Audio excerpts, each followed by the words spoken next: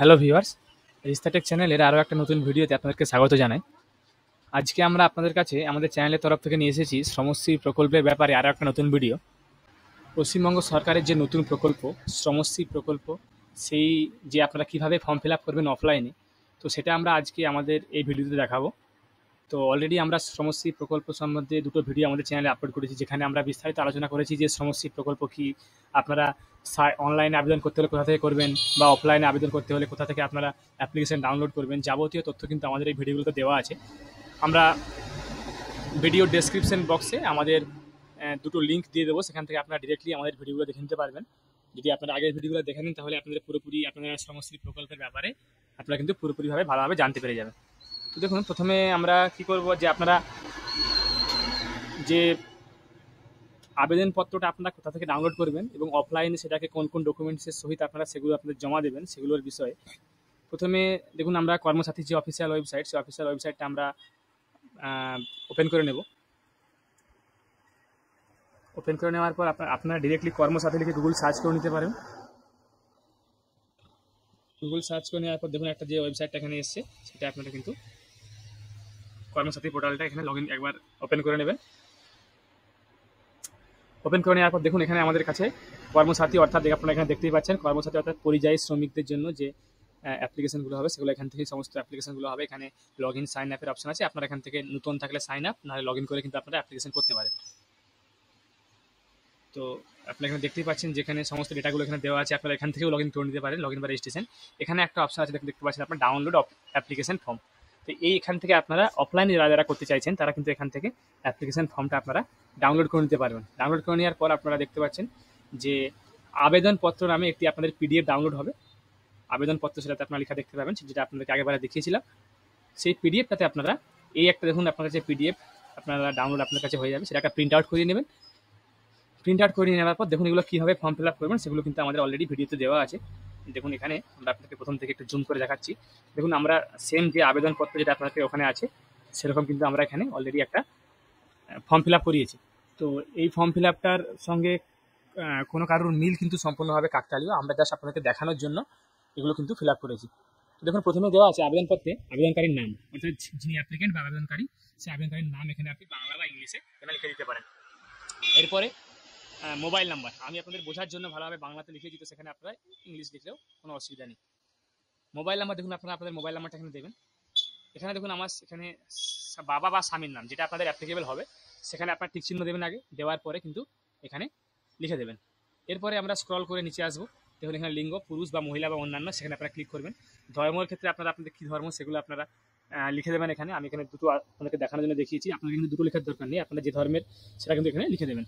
এরপর আপনি যদি জাতি, আপনাদের যদি কোনো শিডিউল কাস্ট বা শিডিউল ট্রাইব বা ওবিসি আপনারা হন, তাহলে সেগুলো এখানে লিখে দেবেন। আর যদি আপনারা আনরিজার্ভড হন, তাহলে কিন্তু এখানে ইউআর লিখে দেবেন। এরপরে আসছি জন্ম তারিখ, জন্ম তারিখটা এখানে আপনারা লিখবেন, সেটা আপনার ডিডিএমএম ওয়াইওয়াই ফরম্যাটে আপনারা এখানে কিন্তু জন্ম তারিখটা এখানে লিখবেন। এরপরে আসছি আপাতকালীন ফোন নাম্বার, যদি আপনাদের কোনো ইমার্জেন্সি ফোন নাম্বার থাকে, সেটা আপনার বাবার হোক বা মায়ের বা আপনার স্ত্রীর বা আপনার স্বামীর, যারই হোক, আপনাদের ইমার্জেন্সি হিসাবে একটা মোবাইল নাম্বার কিন্তু আপনারা এখানে দেবেন। এরপরে আসছি আধার নাম্বার, দেবেন আধার নম্বর, এখানে আপনারা আপনাদের আধার নাম্বারটা এখানে লিখে দেবেন। দেখুন, যতগুলো কিন্তু এখানে এই যে লেখা সাইডে এরকম একটা তারার মার্ক দেওয়া আছে, স্টার মার্ক দেওয়া আছে, এই স্টার মার্ক দেওয়ার জায়গাগুলো কিন্তু আপনাদেরকে ফিল আপ করতে হবে মাস্ট। এখানে কোনো স্কিপ করতে পারবেন না। যেমন ধরুন, এখানে জাতি, এর জায়গাটা কিন্তু কোনো স্টার মার্ক দেওয়া নেই, সেখানে কিন্তু আপনি কিছু নাও লিখতে পারেন, কিন্তু এই যাবতীয় স্টার মার্ক দেওয়াগুলো কিন্তু আপনাকে লিখতেই হবে।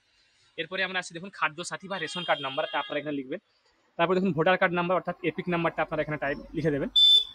এরপরে আমরা দেখুন আসছি স্থায়ী ঠিকানা অর্থাৎ পার্মানেন্ট অ্যাড্রেসে, এখানে স্থায়ী ঠিকানা জায়গায় আপনার মহকুমাটা এখানে লিখবেন। তো এরপরে আপনারা এখানে আপনাদের ব্লক বা মিউনিসিপ্যালিটি বা কর্পোরেশন যার আন্ডারে আপনাদের স্থায়ী ঠিকানা, সেটা আপনার টিক মারবেন এখানে, তারপর এখানে কিন্তু সেটা লিখে দেবেন এখানে। এরপর যদি আপনার গ্রাম পঞ্চায়েত হয়, তাহলে গ্রাম পঞ্চায়েতের নাম লিখবেন, যদি ওয়ার্ড হয় তাহলে ওয়ার্ডের নাম্বারটা এখানে লিখে দেবেন। তারপরে থানা লিখবেন, তারপরে পিনকোডটা আপনারা দিয়ে দেবেন এখানে। আমরা সবগুলোই কিন্তু আপনাদেরকে দেখানোর জন্য এখানে লিখেছি, এগুলো কিন্তু মিল সম্পূর্ণভাবে কাকতালীয়। এরপরে দেখুন, আমরা আসবো এই জায়গাটা কিন্তু আপনাদের একটু ভালোভাবে এখানে আপনারা খেয়াল করে পড়ে দেখবেন। তো দেখুন, এখানে 4টা অপশন দেওয়া আছে, এর মধ্যে যে কোনো একটাতে আপনারা লিখবেন, যেটা আপনাদের যেটার জন্য আপনার অ্যাপ্লিকেবল, সেটাই কিন্তু এখানে টিক মার্ক দেবেন এবং লিখবেন। দেখুন, এখানে 4টা অপশন দেওয়া আছে, ABCD। প্রথমটা আপনার আছে, দেখুন আমি শুধুমাত্র 4টা আপনাদেরকে দেখানোর জন্য এখানে লিখেছি, যেটা আপনাদের এই 4টা অপশনের মধ্যে A, B, C এবং D, এগুলোর মধ্যে যেটা আপনাদের জন্য সঠিক হবে সেটাতে কিন্তু আপনারা লিখবেন, বাকি ঘরগুলোতে আপনার লেখার কোনো দরকার নেই। ধরুন, প্রথমে আছে A, যে সমস্ত আবেদনকারী ভারতবর্ষের মধ্যে পশ্চিমবঙ্গ ছাড়া অন্যান্য রাজ্যে কর্মরত, তাদের জন্য এই জায়গাটা।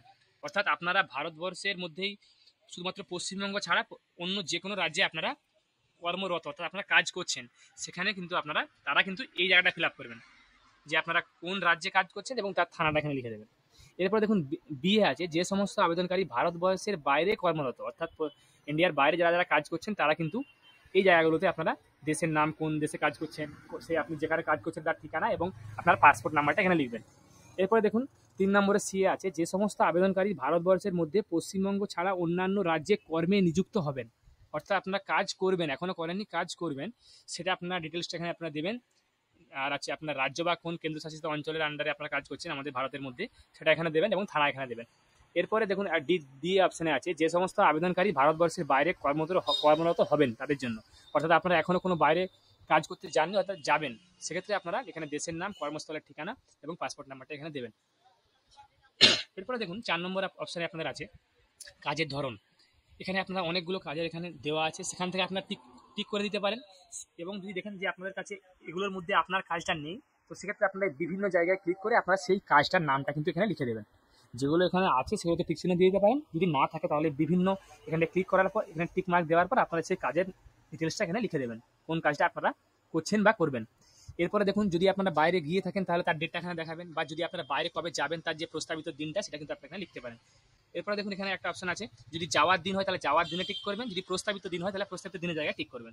এরপরে আমরা আসি দেখুন প্রতিদিন কত টাকা পারিশ্রমিক বা প্রস্তাবিত পারিশ্রমিক। আপনারা যদি কর্মরত হন, কাজ করতে থাকেন, তাহলে কত টাকা পারিশ্রমিক প্রতিদিন হিসাবে এখানে লিখবেন এবং তার সাইডে আপনারা কোন কারেন্সি সেটা কিন্তু লিখে দেবেন। এখানে লেখা আছে আরএস, অর্থাৎ ইন্ডিয়ান কারেন্সি। আর যদি আপনাদের এখানে আপনারা যাবেন তো সেখানে প্রস্তাবিত পারিশ্রমিকের জায়গায় ঠিক করে আপনারা সেখানে কিন্তু এখানে অ্যামাউন্টটা এখানে বসিয়ে দেবেন। এরপরে দেখুন যে আপনি স্বনিযুক্ত, অর্থাৎ আপনি নিজে নিজে গিয়েছিলেন বা কোনো এজেন্ট দ্বারা নিযুক্ত হয়েছিলেন বা কোনো এজেন্ট ছাড়া নিযুক্ত হয়েছিলেন বা অন্যান্য কোনো ব্যক্তির দ্বারা আপনি যে কাজটা এখন করছেন সেই কাজটা নিযুক্ত হয়েছিলেন কোনো ব্যক্তির দ্বারা বা নিজে নিজে সেলফ। তো সেক্ষেত্রে আপনারা যদি সেলফ হয়, নিজে করেন, তাহলে নিজ লিখে দেবেন এখানে বা আপনার নিজের নাম লিখবেন।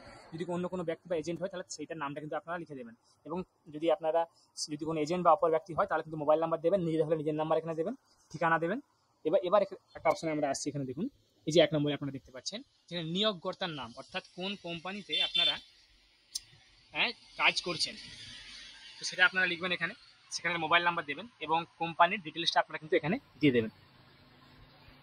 আর যদি আপনারা কর্মরত যে কোম্পানিতে, ধরুন আপনারা কোনো কাজ করছেন না, কোনো কোম্পানিতে কর্মরত হবেন, তো তাহলে যেখানে যে কোম্পানির আন্ডারে আপনারা কর্মরত হবেন সেখানে ডিটেলসটা কিন্তু আপনারা এখানে দিয়ে দেবেন। এরপরে আমরা আসি দ্বিতীয় পাতায়, যেখানে আপনারা দেখতে পাচ্ছেন ব্যাংক সংক্রান্ত তথ্য এখানে দেওয়া হবে। পশ্চিমবঙ্গের মধ্যে যে কোনো একটা ব্যাংকে যেখানে আপনার অ্যাকাউন্ট আছে এবং অ্যাকাউন্টটা অ্যাক্টিভ অর্থাৎ চালু আছে, সেখানে আপনি ব্যাংকের নাম দেবেন, ব্রাঞ্চের নাম দেবেন, আপনার অ্যাকাউন্ট নাম্বার দেবেন এবং আইএফএসসি কোডটা এখানে দিয়ে দেবেন ব্যাংকের।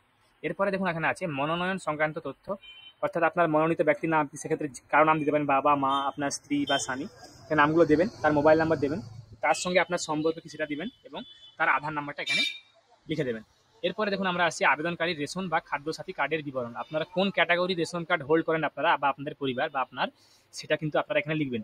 ধরুন আমাদের পশ্চিমবঙ্গে AY, SPHH, PHH, RKSY1 এবং RKSY2 এই প্রকারের কার্ডগুলো কিন্তু আমাদের পশ্চিমবঙ্গে আছে। তো সেক্ষেত্রে আপনি কোন ক্যাটাগরির আন্ডারে পড়েন সেটা এখানে লিখে দেবেন, এখানে আপনার রেশন কার্ডটা দেখার পর রেশন কার্ডের নাম্বারটা এখানে লিখে দেবেন। এরপরে আপনার কি পরিবার আছে, যদি আপনি সিঙ্গেল হন তাহলে আপনি বাবা মার সঙ্গে দিতে পারেন, বা যদি আপনার স্ত্রী বা স্বামী বা আপনাদের ছেলে থাকে তাহলে আপনারা সেখানে কিন্তু এখানে দিতে পারেন। এরপরে আপনারা দেখুন এখানে নাম লিখবেন, এখানে পুরুষ বা মহিলা, এখানে বয়স, তার আধার নাম্বার এবং তার সঙ্গে আপনার কি সম্পর্ক সেটা এখানে লিখে দেবেন। এরপরে দেখুন এই যে আবেদনপত্রটা আপনি দিচ্ছেন তার সঙ্গে আপনার ডকুমেন্টস কী লাগবে, এর সঙ্গে আপনার একটা পাসপোর্ট আকারের ছবি লাগবে, ব্যাংক পাসবুকটা আপনার লাগবে, যদি পাসপোর্ট থাকে বা বাইরের দেশে কাজে আপনারা যুক্ত হন তাহলে সেখানে পাসপোর্টের আপনাদেরকে একটা কপি দিতে হবে এখানে, আধার কার্ডটা লাগবে আপনাদের, আবেদনপত্র সহ এই যে আবেদনপত্রটা আপনাদের লাগবে এবং তার সঙ্গে সঙ্গে ভোটার কার্ডের যে নাম্বারটা, ভোটার কার্ডের একটা জেরক্স কপি লাগবে। এবং তারপরে এখানে একটা আপনারা সাইন করে দেবেন এবং এখানে আপনাদের তারিখ এবং স্থান এবং তারিখটা এখানে দিয়ে দেবেন। আপনারা দেখতে পাচ্ছেন যে এখানে এই যে চিহ্নিত ক্ষেত্রগুলি আবশ্যিক, যেটা আপনাদেরকে আমি আগে বললাম যে যেখানে স্টার মার্ক দেওয়া আছে সেই জায়গাগুলো কিন্তু আপনাদেরকে ফিল আপ করতেই হবে, অর্থাৎ ওই জন্য লেখা আছে এখানে যে চিহ্নিত ক্ষেত্রগুলি আবশ্যিক। আর এটা আপনারা দেখতে পাচ্ছেন এটা একটা সংযোজনী স্বস্বাক্ষরিত শংসাপত্র, এখানে আপনারা আপনাদের নাম, আপনার পিতা বা স্বামীর নাম, ভোটার কার্ডের নাম্বার, আধার কার্ডের নাম্বার, স্থায়ী ঠিকানা এবং আপনি আপনাদের নাম, কোন তারিখে আপনার কোন পেশায়, কোন দেশের মধ্যে আপনারা যোগদান করছি বা করবো সেটা লিখে দেবেন। লেখার পরে আপনারা এখানে একটা সাইন করে দেবেন, তারিখ সহ পরিযায়ী শ্রমিকের সার্কুলারটা আপনারা সাইন করবেন। এটা কিন্তু ইনক্লুডেড, এটা পুরোটা সহই কিন্তু আপনারা জমা দেবেন।